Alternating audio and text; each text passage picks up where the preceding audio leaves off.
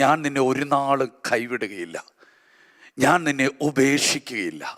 ഈ വാക്ക് ദൂതനെ അയച്ചല്ല അവൻ പറഞ്ഞിരിക്കുന്നേ. ഈ വാക്ക് ഒരു പ്രവാചകന്മാരിലൂടെയും അല്ല പറഞ്ഞിരിക്കുന്നേ, മറിച്ച് കർത്താവ് തന്നെ പറഞ്ഞിരിക്കുന്നു എന്നാണ് പറഞ്ഞിരിക്കുന്നത്.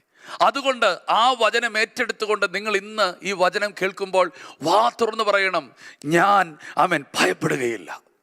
സ്തോത്രം. കാരണം കർത്താവ് എനിക്ക് തുണയാണ്. ഹല്ലേലൂയ. ഞാൻ പേടിക്കുകയില്ല. മനുഷ്യനോട് എന്ത് ചെയ്യാൻ കഴിയും? ഇന്ന് ഈ വചനത്തിൽ നിന്ന് ഒരു ധൈര്യത്തിൻ്റെ ആത്മാവ് നിങ്ങളുടെ മേലേക്ക് കർത്താവ് അയക്കുകയാണ്.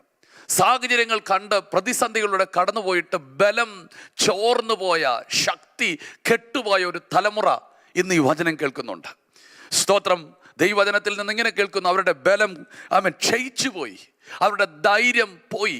അതുപോലെ ചില പ്രതികൂലങ്ങളുടെ കടന്നുപോയി ബലം പോയ, ശക്തി പോയ, ധൈര്യം പോയ ഒരു തലമുറ ഇന്ന് ഈ വചനം കേൾക്കുന്നു. അതെ, നിങ്ങളോട് കർത്താവ് സംസാരിക്കുന്നു. ധൈര്യമായിരിക്കുക, ധൈര്യമായിരിക്കുക.